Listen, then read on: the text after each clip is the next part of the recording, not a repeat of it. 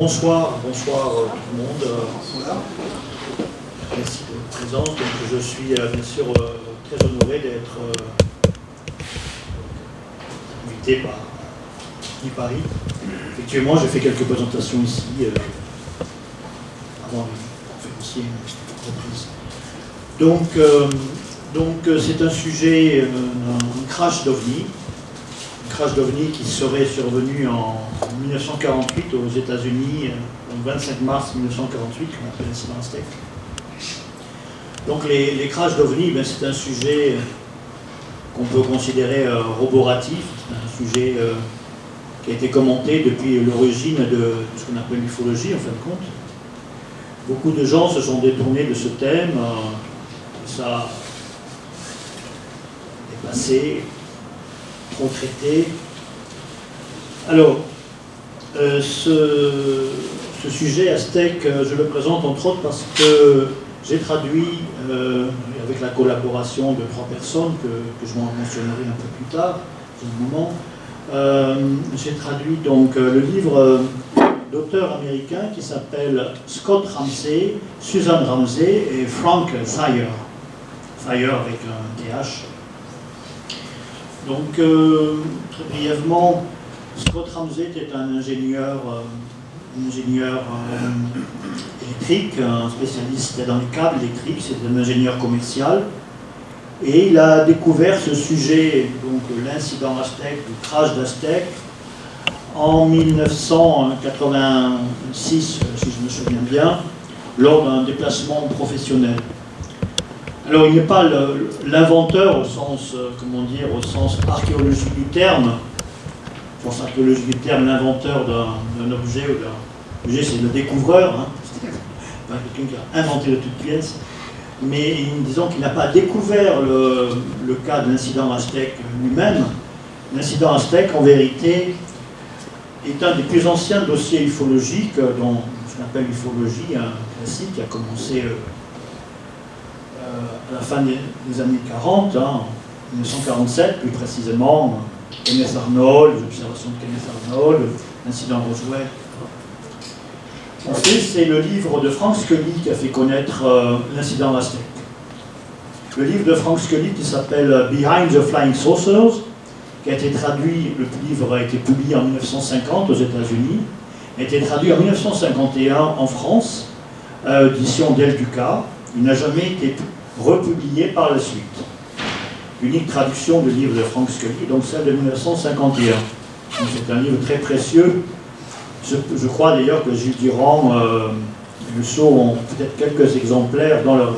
Gilles confirme, mais en tout cas il est évidemment en effet difficile à trouver, même sur Amazon vous trouverez quelques exemplaires à des prix, je dirais, dissuasifs, ce qui est normal bien sûr pour un livre qui n'est pas réédité.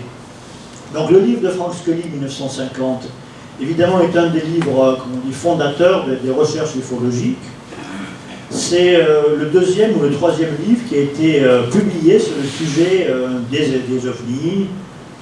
Le premier étant le livre de Donald Cahill, The Flying Saucers. Oui, c'est le premier qui a été publié en France. C'est le premier qui a été publié en France, effectivement, tout à fait. Puisque effectivement le livre de Donald Cahill a été publié, traduit par la suite, également le livre de Edward Ruppelt, qui était le secrétaire, disons le responsable du projet Blue Book pendant quelques années, jusqu'à ce qu'il démissionne, pour des raisons qui lui appartiennent. Donc ce livre, publié en 1950 aux États-Unis, a eu un succès de librairie, évidemment, parce que c'était un sujet qui intéressait beaucoup les populations, parce qu'il y avait, c'est l'époque des observations, 1947, 1948, il y avait eu l'incident Roswell, mais qui a été enterré très rapidement, comme vous le savez, certainement. Le livre de Scully a eu un grand succès de librairie pendant quelques mois, puis le livre a été discrédité, la personne de Frank Scully a été discréditée, les informateurs principaux de Frank Scully ont été discrédités, des informateurs ont été l'objet de procès pénaux. Bref, le livre a été enterré parce que Frank Scully et ses informateurs ont été considérés comme non fiables, absolument non fiables. Et le livre a été donc enterré. Frank Scully a voulu néanmoins publier une suite à ce livre, et son éditeur a refusé, évidemment, compte tenu du contexte, compte tenu peut-être de pression. Donc on a oublié cette affaire pendant des années. L'affaire Aztec a néanmoins été étudiée par des chercheurs à partir des années 70. Je parlerai de Leonard Stringfield. Leonard Stringfield est un chercheur indépendant. Il a fondé une organisation qui s'appelle le CRIFO, si je me souviens bien. J'ai une petite fiche sur lui. Leonard Stringfield a publié plusieurs livres, Situation Red et Status Report, Retrievals of the Third Kind, donc récupération de troisième type, des séries de livres qui s'appellent les Status Report. Le premier date de 1979. Donc ce sont des états des lieux, si vous voulez, de ces études, de ces réflexions sur les récupérations d'OVNI. Ce qui veut dire que dès 1979, les chercheurs ont amassé des indices comme quoi il y aurait eu déjà plusieurs crashs, évidemment très antérieurs, donc des années 40, des années 50, des années 60. Leonard Stringfield. Puis, vous savez qu'il y a eu le livre de William Moore sur l'affaire Roswell, le premier livre sur l'affaire Roswell, avec le concours de Stanton Friedman.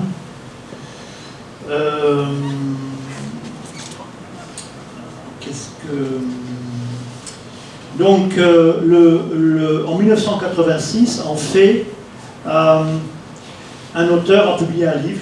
L'auteur s'appelle William Steinman. C'était un chercheur indépendant. Et il a commencé le travail en 1982 et a publié son livre en 1986. C'est un travail de 5 ans. C'est un livre extrêmement volumineux. Je peux vous le faire passer. Ce livre s'appelle UFO Crash at Aztec. Il est très volumineux. Alors vous voyez des post-it, je pense que ce livre appartient à Gilles Labourdet, auteur, chercheur très connu bien sûr, et qui vient souvent ici, qui a déjà donné une conférence ici. Prenez-en soin bien sûr, livre très volumineux, et qui a réveillé l'intérêt pour le dossier Aztec. Ce qui veut dire que si une personne travaille, je veux dire, c'est mon point de vue, si une personne travaille 5 ans sur un dossier qui a été discrédité 25 ans plus tôt, puisque l'affaire Aztec est apparue avec le livre de 1950, l'incident se sera produit en 1948, je vais vous présenter les circonstances de l'incident dans un instant, je vous fais une présentation de contexte. Un livre publié en 1950 et aussitôt enterré. Et néanmoins, en 1982, un chercheur recommence une étude sur ce thème, qui lui prend 5 ans, pour publier un livre extrêmement volumineux. Donc ça donne déjà un indice sur les qualités, sur les caractéristiques, sur le contenu, la substance de l'incident Aztec, et donc supposément sur les qualités, la valeur, l'intérêt du livre de 1950, le livre de Frank Scully.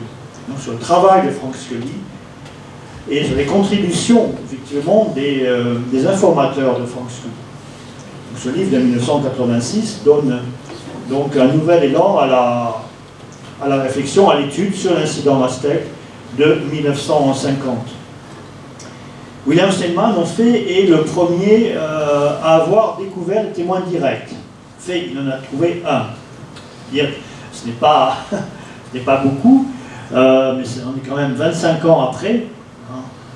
Évidemment, le premier témoin qu'il ait trouvé, c'est un éleveur qui s'appelait Valentin Arculeta, qui habitait près du site, je vais vous décrire. Donc, tu peux avancer s'il te plaît, Patrice. Je vais essayer de vous présenter les auteurs de ce livre, du livre de Scott Ramsey. Livre donc Aztèque 1948, c'est le titre qui a été donné par les éditions Atlante. Ben oui, ah, j'ai le livre, oui. Donc Aztèque 1948, un crash d'OVNI Nouveau-Mexique, 8 mois après Roswell en l'occurrence. Auteur Scott, Susan Ramsey et Frank Thayer, 2017. Le livre est sorti en juillet 2017. Fin juillet. Le titre, le livre original, c'est celui-ci. Je vais vous le faire passer aussi. Vous avez la couverture à gauche, donc, couverture française.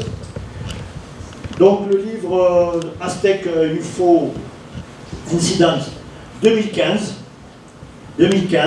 Et c'est le deuxième livre publié par les mêmes auteurs, Scott et Susan Ramsey. Il a publié un premier livre en 2012. Concrètement, Scott Ramsey, je vais reprendre la fiche dans laquelle... Ici,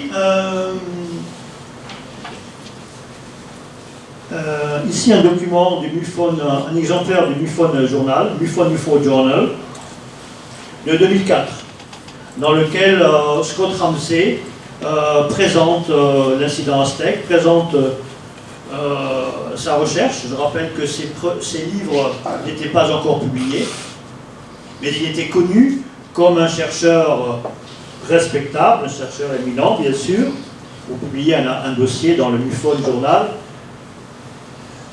depuis de nombreuses années. En l'occurrence, Scott Ramsey a commencé à travailler sur l'incident en 1986. Alors, je vais vous donner un petit résumé de ce que vous trouvez dans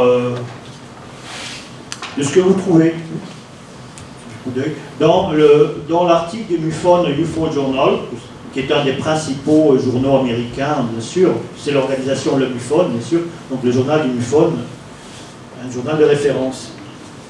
Alors il dit, donc ça se passe en 1986.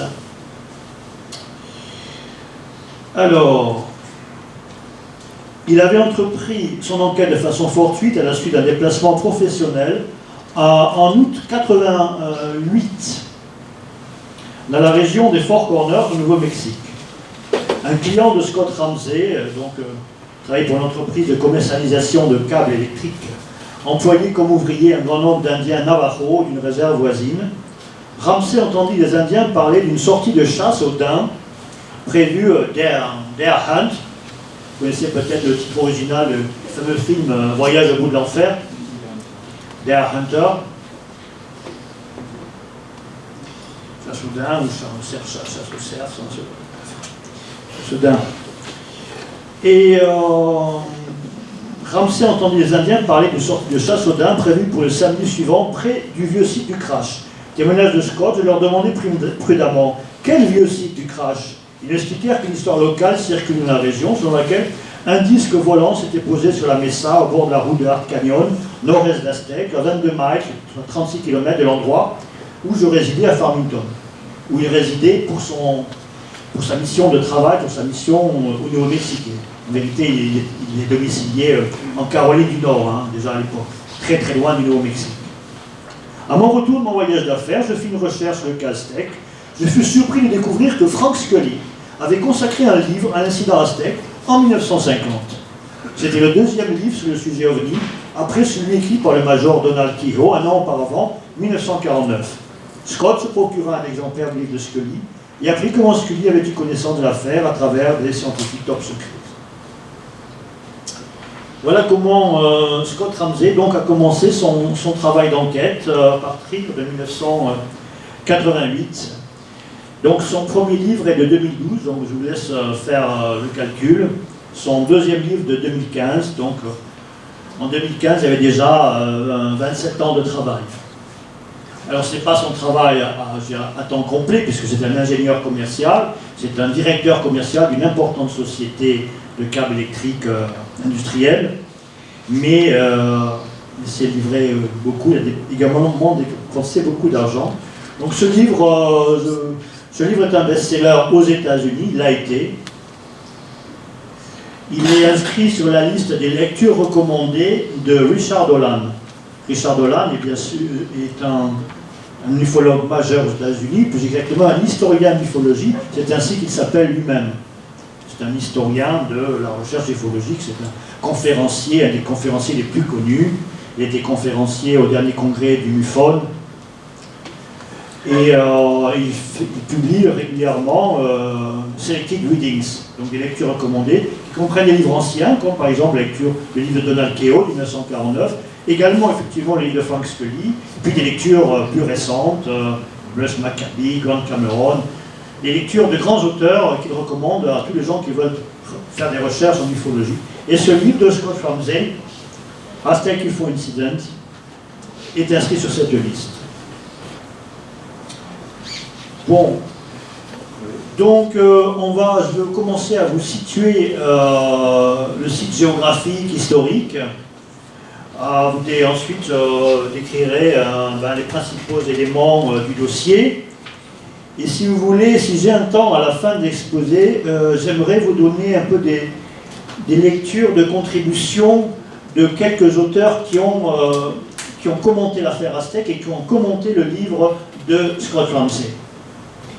J'espère qu'on aura le temps, ce sera très intéressant. Une contribution de Linda Hamilton-Ho, éventuellement, une contribution de Timothy Good, qui est un des plus importants ufologues, comme tous ces grands noms, et une contribution de Gordon Creighton, qui a été le directeur de la Flying Saucer Review britannique, également l'un des plus importants ufologues. Bon. On va commencer à regarder un petit peu le site géographique. Je vais vous raconter un petit peu l'épisode concrètement et ensuite présenter le travail de Frank Scully, le livre de Frank Scully. Des auteurs, donc vous avez Suzanne Scott Ramsey avec le livre dans les mains. Les photos de Suzanne, donc ils ne sont pas sur le site d'Aztec, mais là, Scott Ramsey a une ferme de permaculture aussi. C'est également un éleveur, ou une activité parallèle à son activité principale. Il a une ferme, il a des chevaux, il a également différents animaux, même des chameaux. C'est très très beau à voir. Vous voyez là, il est à la gauche la photo. Là, il est avec sa femme et un couple d'amis. Et là, c'est Frank Sayer qui est le co-auteur, le troisième auteur. Frank Sayer est également un ufologue expérimenté. Il vit au Nouveau-Mexique. Scott et Suzanne Ramsey vivent en Caroline du Nord. Frank Sayer vit au Nouveau-Mexique, à Las Cruces. Las Cruces, qui est un site connu pour ceux qui ont étudié le projet Manhattan, qui a hébergé beaucoup de scientifiques, et entre autres des scientifiques allemands. Et il connaît très bien l'affaire Aztec, bien sûr. Et il a participé... Non, l'affaire Roswell, je veux dire, puisqu'on est au Nouveau-Mexique. Las Cruces, ce n'est pas loin de Roswell. Et je lui ai parlé, et donc c'est associé à Scott et Ramsey pour l'écriture de leur deuxième livre de 2015. Il n'a pas participé au premier. Je précise que Scott, Suzanne Ramsey et Frank Sayer ont été interviewés à une radio qui est connue, mais pas une très très forte audience. On s'en rend compte au nombre de vues. C'est UFO Conscience, qui est animé par Olivier de Sedona. Et je contribue quelquefois avec Olivier pour les traductions d'interviews. Et on a organisé cette interview de Scott, Suzanne Ramsey et Frank Sayer. Et vous pouvez la trouver sur YouTube. Hein. Vous tapez YouTube, sur YouTube, tapez UFO Conscience Aztec, UFO Conscience Scott Ramsey. C'est une interview de 2h30. Très intéressante. Évidemment, quand on a du temps, on peut s'exprimer abondamment et spécifiquement. Et je vous invite à la regarder. Sur YouTube, actuellement, je crois qu'on est à... C'est terrible, on est à 4000 vues. C'est terrible. Mais il faut dire qu'Olivier a eu du mal à faire le montage. Il a présenté en 3 sections. Donc il est en train de la réassembler, il m'a dit qu'il va la réassembler. Mais comme elle sort, ce réassemblage va sortir dans 2 mois, enfin dans 1 mois, 3 mois à l'original, je ne sais pas quel sera l'écho, mais je vous invite à relayer auprès de vos amis, de vos pages Facebook, si la mission vous intéresse. On peut y aller, Patrice? Oui, ben, présentation des auteurs, hein, je crois que ça suffit. Frank Sayer est professeur d'université, professeur de sciences de la communication à l'Université d'État du Nouveau-Mexique. Alors, on vous présente le site Art Canyon, parce qu'on dit l'incident aztèque, le site précis s'appelle Art Canyon Mesa. Alors, donc nous sommes dans le sud des États-Unis. Vous voyez l'Arizona, Nouveau-Mexique, Colorado, Utah, plus loin Nevada. Vous voyez le fameux Roswell, qui n'est pas très bien indiqué sur la carte, parce que c'est un peu flouté, c'est pas une carte haute définition. Donc, je vais monter quand même. Excusez-moi, je n'ai pas pris le soin d'effacer ces bandeaux. Donc vous avez le Nouveau-Mexique. Cette croix, c'est ce qu'on appelle les Four Corners, la frontière entre les 4 États du sud-ouest. Donc vous voyez ici écrit Farmington. Donc c'est dans cette région que se situe le site. Alors on écrit dans la région des Four Corners, donc côté Nouveau-Mexique, pas loin de la frontière avec le Colorado. Alors on dit Farmington parce que Farmington est la ville principale. Et longtemps, l'incident a été appelé d'ailleurs l'incident de Farmington, mais également dans des dossiers confidentiels. Donc la croix des Four Corners se trouve ici. Là, on est Colorado. Et là, vous voyez Aztec, vous voyez Farmington, et la ville d'Aztec, Bloomfield, la ville principale. Et le site précis se situe au nord-est d'Aztec, dans cette région. Et on va le voir plus précisément dans les cartes suivantes. Oui, alors voilà, là c'est une carte Google Earth, hein, vraiment très précise. Vous voyez Farmington, ici c'est Kirtland, mais c'est un petit village, hein, c'est pas le fameux Kirtland de la base de l'Air Force Kirtland qui se trouve effectivement également au Nouveau-Mexique, mais c'est pas de cela qu'il s'agit.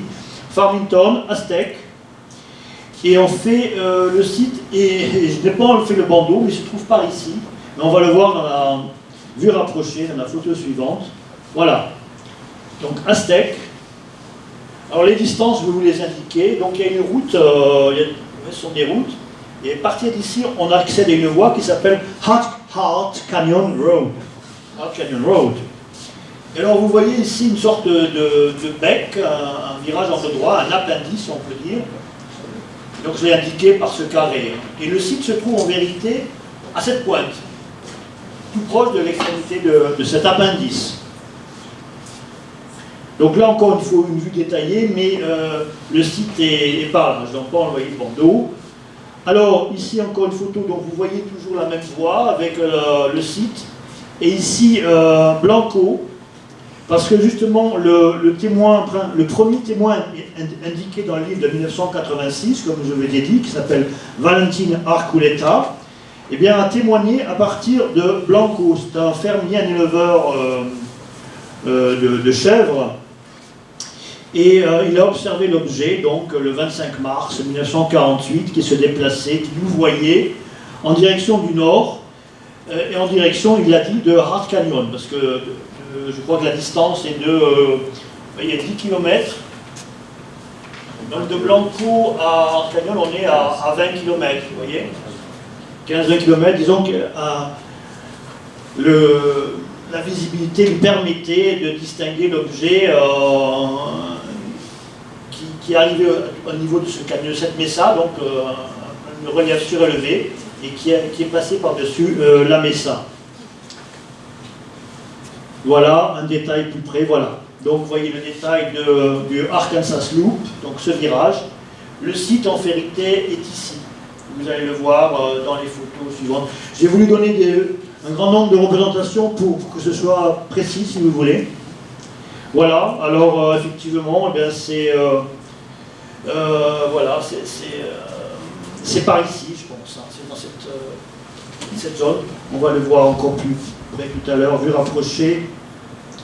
Oui, c'est ça. Alors, gros plan, oui.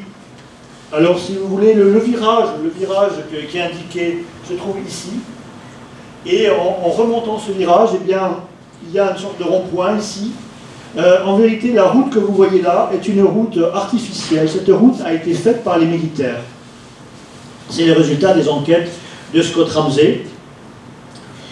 Cette route a été faite justement pour pouvoir accéder à la Mesa. Parce qu'ici, vous avez la falaise de la Mesa, donc le niveau surélevé, et ici, on est en contrebas. Donc pour accéder, ils ont ouvert une voie qui monte sur le plateau, sur la Mesa. Et le site se trouve, sur la photo, il se trouve ici, approximativement. Vous allez le voir très précisément.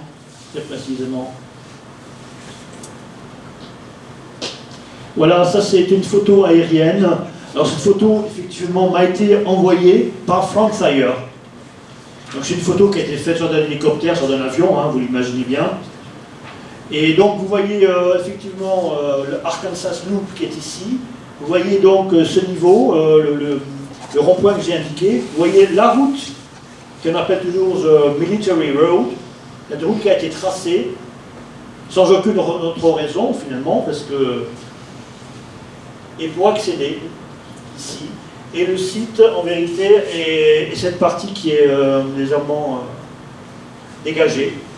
C'est à cet endroit que l'objet s'est posé.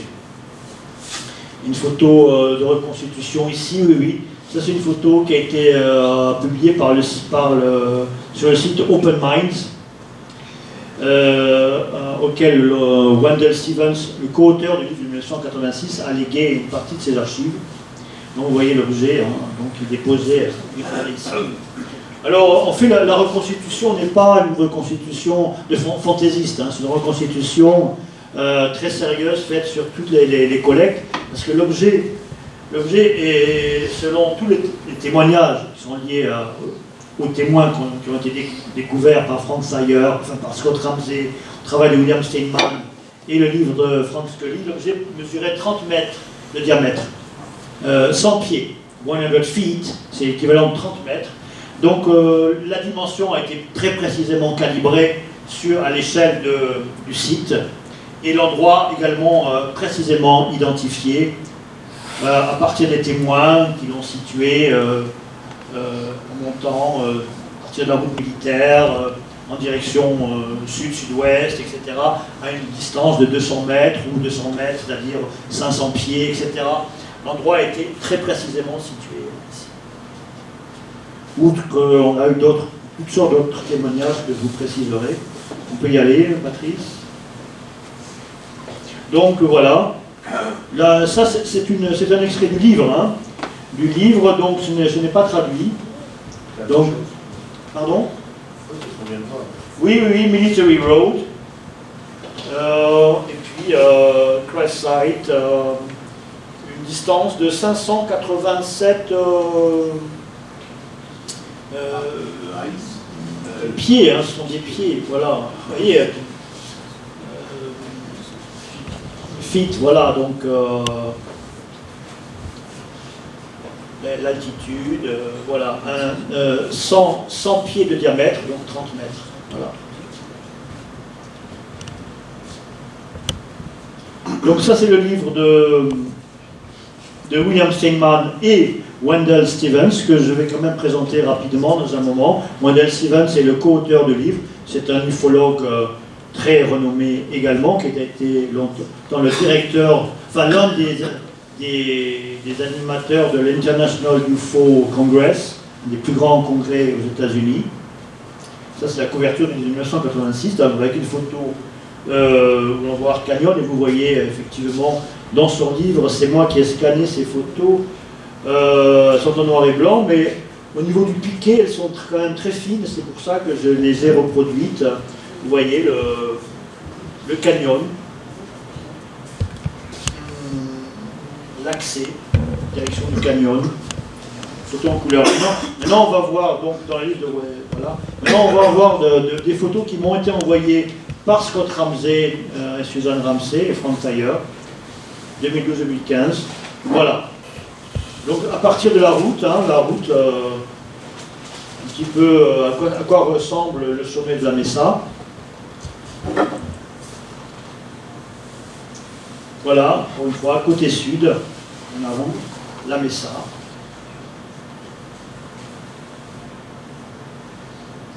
Donc voilà, vous voyez donc le rond-point qui était indiqué sur les cartes tout à l'heure. Vous voyez la route militaire qui est, vous voyez bien qu'elle monte, hein. Là elle est plate, mais pour accéder à la Mesa, il faut bien qu'elle fasse une ascension. Donc on est en haut, voilà, côté est. Alors ça, ce n'est pas le site d'Arcanion, mais c'est un village navajo pour décrire un petit peu le contexte aussi culturel, hein, du Nouveau-Mexique. Hein. Le Mexique, l'Arizona, population Hopi, Navajo, Apache.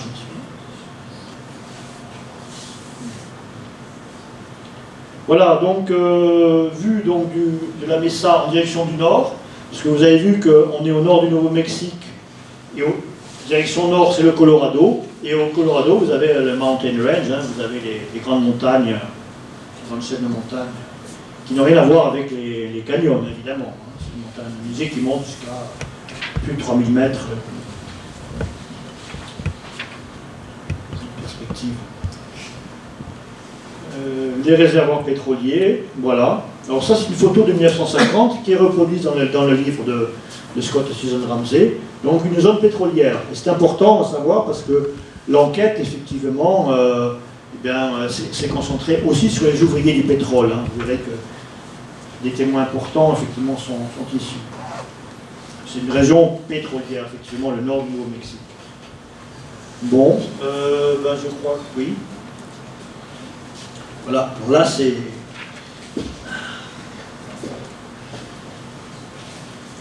Frank Scully.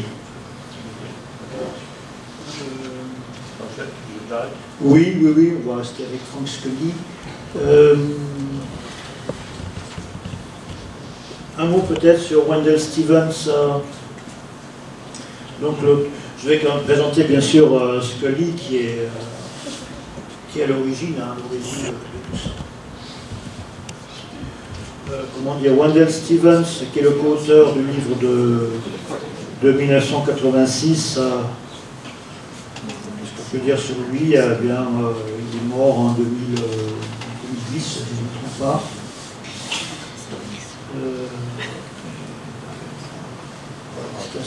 C'est un militaire, hein, il a travaillé dans l'armée, il était pilote de chasse, et c'est l'auteur de 22 livres, et c'est un collectionneur ufologique, c'est un collectionneur, il a constitué une des plus grosses collections de photographies ufologiques, de 4000 photographies authentiques d'OVNI. Il a coécrit 18 livres sur des cas documentés. Il est connu également pour avoir beaucoup étudié ou s'être associé, si vous voulez, au présumé, au prétendu contacté Billy Meier. Sujet qui évidemment est contesté, de conjecture, mais ce n'est pas le seul sujet. Bon, alors maintenant, pour l'instant, je vais passer à Frank Scully, qui est le sujet principal. Alors, Frank Scully, comment Frank Scully a-t-il découvert le sujet? Qui était-il? Frank Scully était un journaliste, un chroniqueur pour les principaux journaux de Hollywood, pour le fameux journal Variety et quantité d'autres. C'était un chroniqueur du tout Hollywood, du milieu cinématographique. Comment a-t-il connu est-il tombé sur l'affaire? Il n'était pas du tout actif dans le milieu ufologique. Hein. D'ailleurs, il n'y avait pas encore de milieu ufologique à l'époque, en 1948-1950. Il a connu un homme qui s'appelait Silas Newton. Silas Newton était un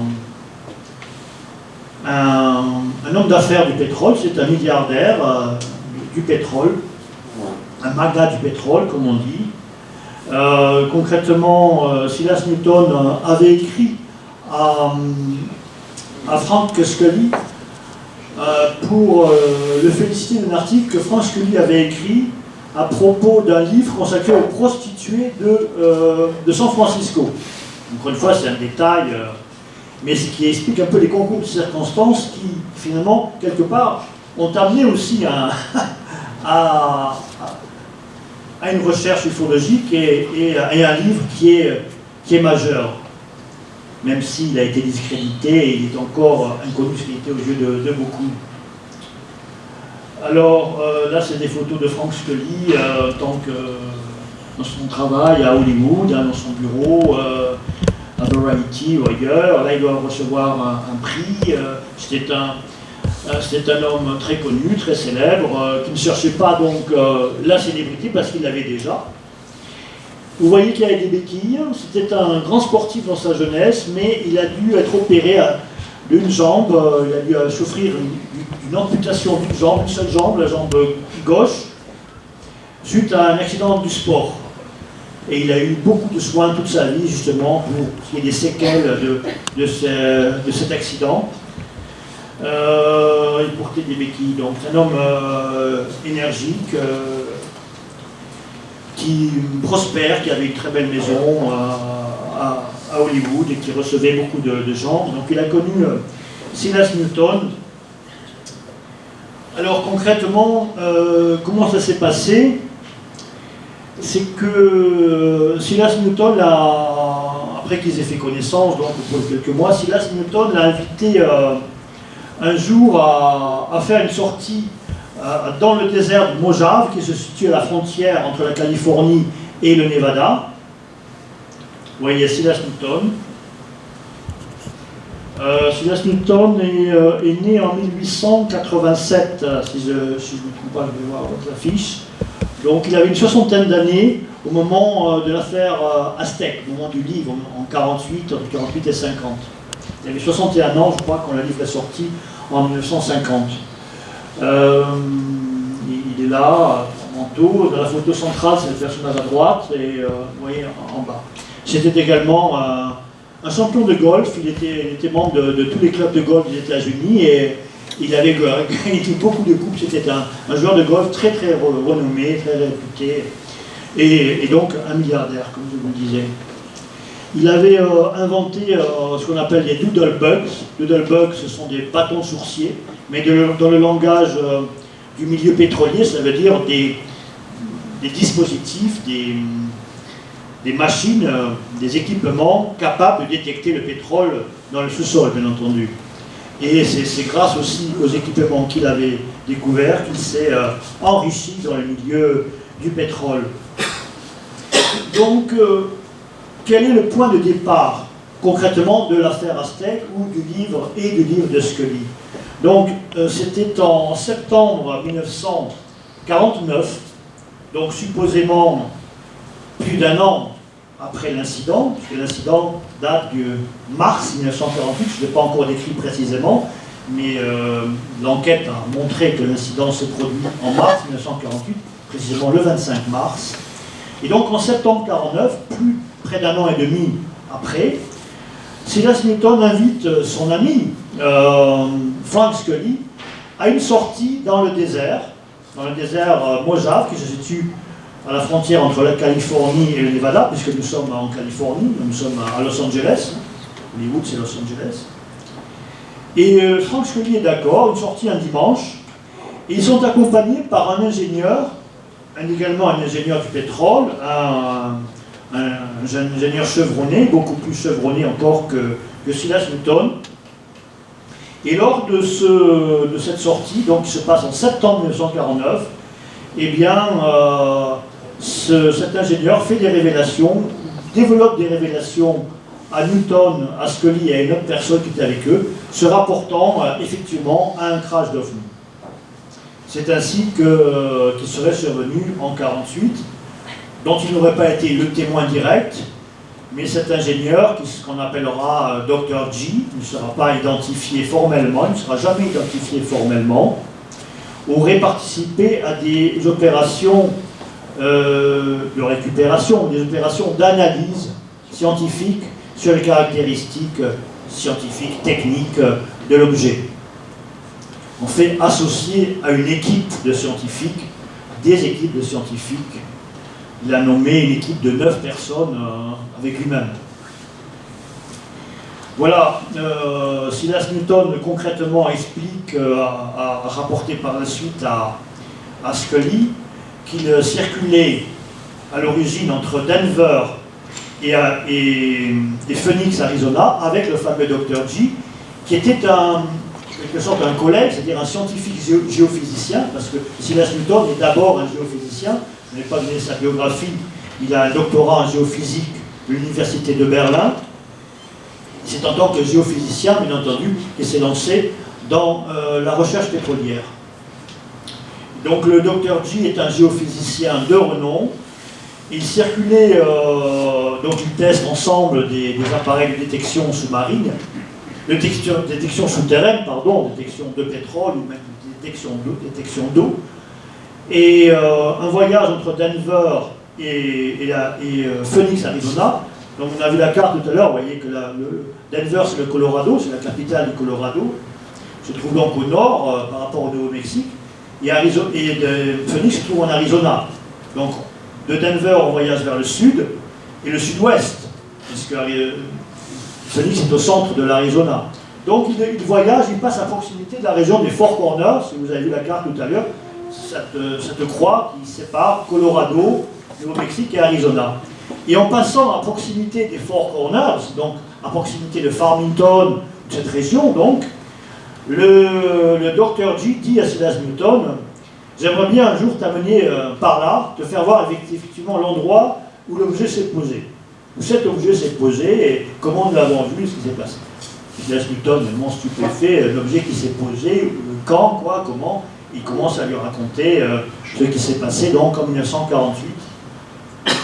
Je vais le développer plus largement tout à l'heure, dans un moment, mais concrètement, des scientifiques ont été appelés par les autorités officielles, bien sûr, quand l'objet a été récupéré, pour qu'ils fassent une analyse sur le site très rapidement, avant que l'objet soit transféré.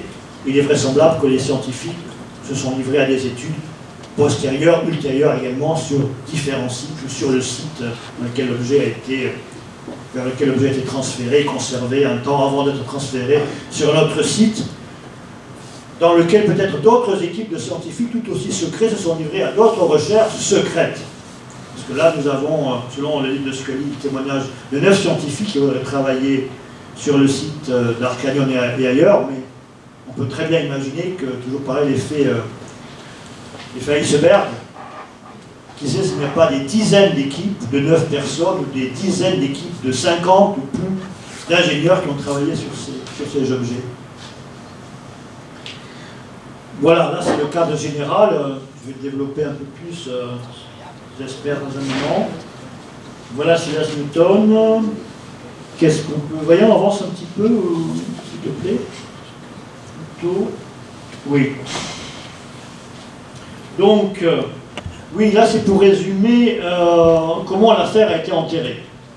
Le livre sort en 1950, le public s'intéresse beaucoup au crash d'OVNI depuis juin 1947 spécialement, et l'observation du Kenneth Arnold, hein, c'est un sujet, j'allais dire un sujet à la mode, c'est un sujet populaire, c'est un sujet qui a un grand écho mais dans les médias. Et le premier livre sur ces sujets-là, le livre de Frank Scully, 1950, livre a un gros succès. Mais il sera enterré très vite, à partir de 1951-1952. Qu'est-ce qui s'est passé concrètement? Concrètement, il y a eu un procès pénal, qui n'a rien à voir avec l'affaire, avec le livre lui-même, le livre de Frank Scully, ni l'affaire des soucoupes volantes, ou le témoignage de Silas Newton. Un procès a été intenté contre Silas Newton, non pas contre Frank Scully, contre Silas Newton et contre un des associés de Silas Newton dans la recherche pétrolière, géophysique et pétrolière, qui s'appelait Gebauer, qui se trouvait d'ailleurs dans l'une des photos, dans la photo de groupe où vous voyez les 3 personnages. Le personnage de droite était Newton, le personnage central, en fait, c'était Gebauer, qui est un ingénieur géophysicien qui a travaillé avec Scully sur la mise au point des doodlebugs, des dispositifs de détection pétrolière. Donc concrètement, très important, très intéressant, très révélateur, même si c'est un point anecdotique en tant que tel, mais voilà la nature du procès. Scully avait un client qui s'appelait Flader, Herman Flader. Oui, j'ai dit Scully. Excuse-moi, merci, je commence à... oui, Newton avait un client qui s'appelait Herman Flader. Alors, comment travaillait Newton? En tant qu'industriel, en tant qu'homme d'affaires, en tant qu'investisseur dans la prospection pétrolière, Silas Newton faisait des appels de financement. Donc, en vérité, il faisait des appels de financement. Les financements étaient au minimum de 50 000 $. Si je me trompe bien, ou 10 000 $, je ne me souviens plus. Mais c'était des sommes relativement importantes à l'époque. Donc des hommes, des personnes avec des revenus qui s'associent. Il fallait au moins une dizaine d'investisseurs pour réunir, admettons, 500 000 $ par exemple, pour lancer une campagne sur un site que Silas Newton et ses associés auraient identifié. Alors, si le sondage trouvait une nappe pétrolière, eh bien tout le monde s'enrichissait, bien entendu. Et si c'était un échec, eh bien, les investisseurs perdaient leur argent. Herman Flagler était l'un des clients, Flagler était l'un des investisseurs dans les projets de Newton, et Flagler avait donné un chèque à Silas Newton, mais apparemment ce chèque ne devait pas être encaissé hors du Colorado. Or, Silas Newton a pris ce chèque et il a fait un voyage en voiture pour aller encaisser le chèque à Los Angeles, puisqu'il avait ses bureaux en Californie, à Los Angeles. Il avait des bureaux également au Colorado, à Denver, et des bureaux à Los Angeles. Et apparemment, c'est une faute en droit commercial. Le chèque ayant été émis dans le Colorado, il ne doit pas être encaissé en Californie.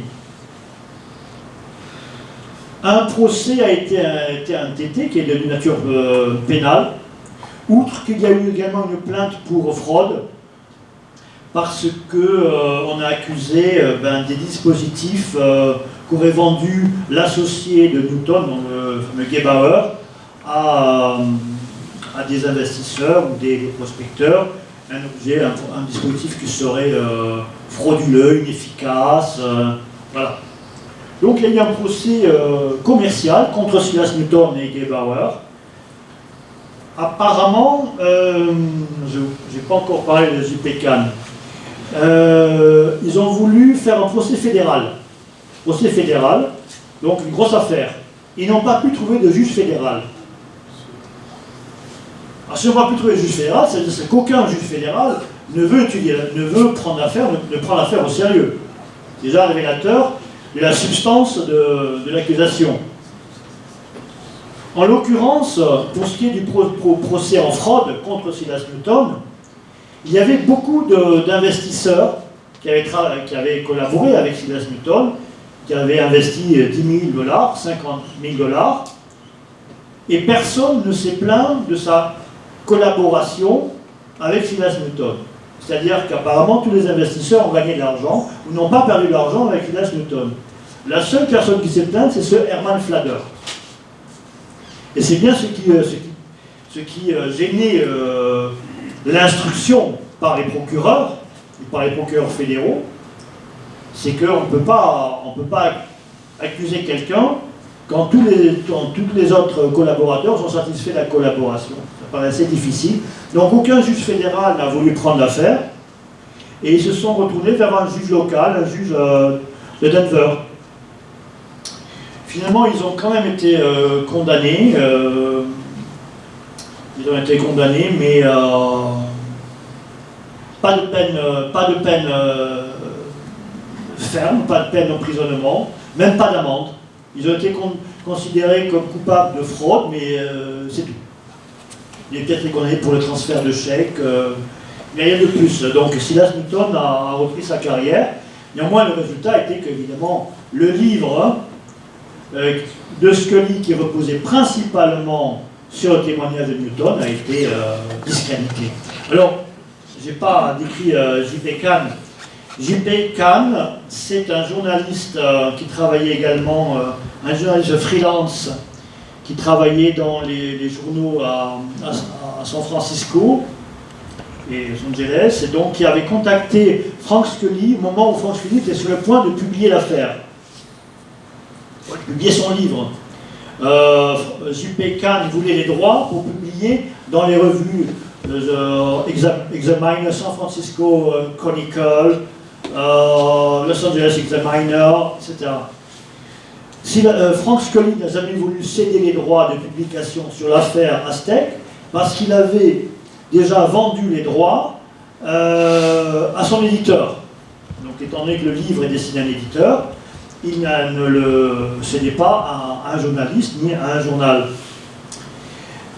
Ensuite, il s'est adressé à Silas Newton, qui n'a pas prêté attention non plus, qui n'a pas voulu du tout accorder d'interview à J.P. Kahn, donc Silas Newton était en collaboration directe avec Frank Scully pour l'écriture, pour la publication du livre. J.P. Kahn s'était tellement en rage qu'il s'est adressé au FBI et s'en est pris spécialement à Silas Newton, en l'accusant de se vanter d'avoir participé à des programmes classifiés de recherche pendant la guerre et après la guerre, et d'avoir vendu même des dispositifs qui étaient liés à des projets classifiés. Il y a une enquête, effectivement, du FBI. Edgar Hoover, on a des lettres d'Edgar Hoover qui demandent effectivement une enquête suivie, une surveillance de Silas Newton. Mais finalement, il y a eu ce procès, puis Silas Newton a repris ses activités d'entrepreneur. Il n'a pas été plus pénalisé que cela, mais le livre a été discrédité. J.P. Kahn est resté continuer sa vie dans l'ombre. Les auteurs Scott et Susan Ramsey ont voulu retrouver J.P. Kahn. Malheureusement, ils ont réussi à retrouver sa trace, mais ils ont été en contact simplement avec son exécuteur testamentaire, qui était le meilleur ami de J.P. Kahn. Et cet exécuteur testamentaire a dit c'est très triste, parce qu'en vérité, J.P. Kahn n'avait aucun ami, pas de famille, il a été marié mais divorcé, je crois. Mais il était absolument tout seul quand il a quitté ce monde. Et j'étais la seule personne proche de lui, ça a été une expérience très douloureuse, très pénible. Et donc, il a montré un peu ses archives à Scott Ramsey. J.P. Kahn, donc, n'a pu jouer aucun rôle dans cette affaire. Qu'est-ce que je dirais encore sur Silas Newton, très important. Les auteurs Scott Ramsey et Susan Ramsey ont fait des recherches à l'American Heritage Center, qui est un centre d'archives aux États-Unis, qui se trouve à l'université du Wyoming, un autre État des États-Unis, plus au nord, Wyoming, à Laramie. Dans la ville de Laramie se trouve l'université d'État du Wyoming, et l'université d'État à Laramie héberge l'American Heritage Center, qui est un centre d'archives. Et dans ce centre d'archives, vous avez les archives Frank Scully. Vous avez les dossiers Frank Scully Archives. Donc ce sont des dossiers volumineux qu'ont exploré, qu'ont étudié Scott et Susan Ramsey. C'est l'ufologue canadien Grant Cameron qui a révélé, qui a donné l'information à Scott Ramsey, comme quoi les archives Frank Scully se trouvaient à l'université d'État du Wyoming, à Laramie. Ils ont trouvé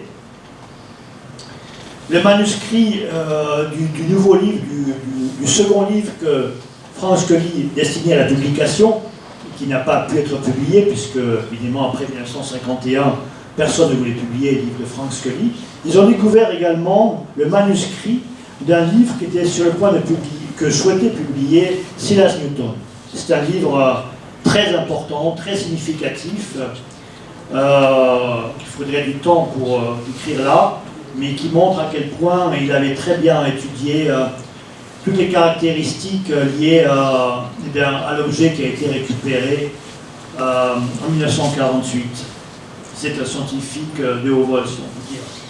Donc ce manuscrit est entre les... Disons, il n'appartient pas à Scott Ramsey. Les Scott Ramsey et Susan Ramsey sont en train de préparer un nouveau livre dans lequel ils analyseront également le livre prévu, destiné à publication par Silas Newton. Et on pourra voir toutes les cohérences avec le livre de Frank Scully et les résultats des enquêtes 27 ans d'enquête par Scott Ramsey jusqu'au livre de 2015. Ouais, on y va, je sais. Montre-moi un petit peu le... Oui? Une observation? S'il y a une observation, si vous voulez qu'on aborde quelque chose de plus... Pourquoi le bouquin de Scully a été discrédité? Parce que Newton a une condamnation finalement bénigne. Je vois pas, c'est la presse qui s'est déchaînée, en fait, le fait qu'il ait été condamné ça a été déformé par la presse, d'ailleurs, qui a fait une campagne de presse contre Scully. Oui, oui, bien sûr, bien entendu. Parce qu'un type est condamné à rien du tout, que normalement il est discrédité, parce qu'il y a une campagne. Oui, alors là, effectivement, tout le monde peut faire cette observation. Mais cette observation nous montre à quel point, aujourd'hui, en 2017, nous sommes loin du contexte de 1950. Effectivement, question légitime. On se dit, mais comment? Effectivement, une condamnation droit commercial, pénal, commercial, bon, un homme d'affaires, ça peut toujours arriver à un homme d'affaires d'avoir un litige sur sa déclaration fiscale ou autre, de passer devant un juge. Bon, et comment est-ce que le livre de Frank Scully, le premier livre sur l'ufologie, a été ainsi effacé? Eh bien oui, effectivement, campagne de presse, totalement. Évidemment, pour comprendre cela, il faudrait consacrer une soirée à étudier ce qui s'est passé en 1950 et 1952, le rôle du FBI, la presse, les articles de presse à propos du livre, à propos de Silas Newton, à propos de Scully, à propos du lien entre Newton et Scully, etc. Et là, nous prendrions la mesure, effectivement, d'une campagne de diffamation savamment orchestrée.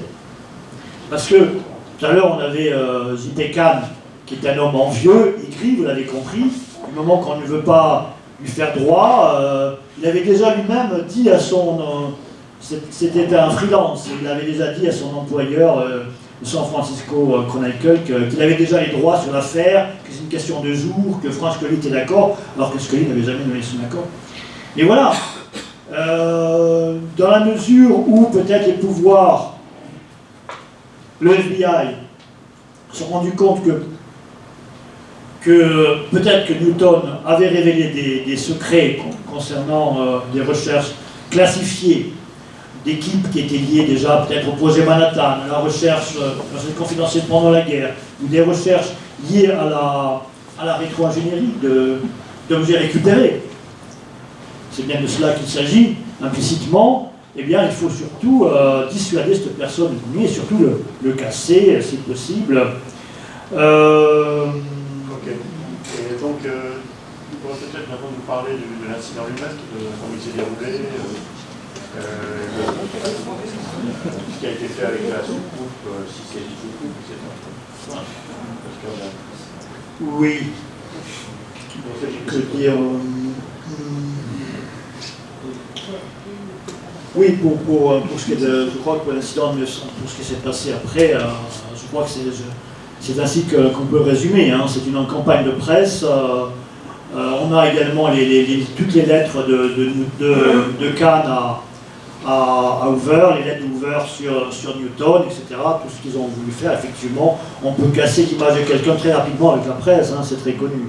Donc il faudrait effectivement peut-être un nouvel article aujourd'hui, une période dans Nexus et dans l'ufologie pour nous décrire comment effectivement en 1952 ou 51, quelques mois après l'apparition du livre, eh bien, soudain, une personne paraît non crédible. Il y a des gens qui traitent ce sujet, effectivement, comment on discrédite l'ufologie et voilà. des conférences aussi.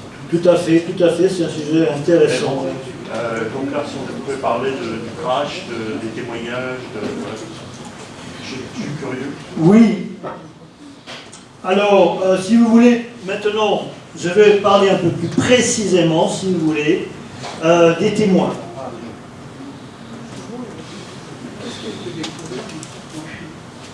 C'est fastidieux, vous trouvez ça très fastidieux. Hein. C'est le type de présentation qui vous paraît fastidieux.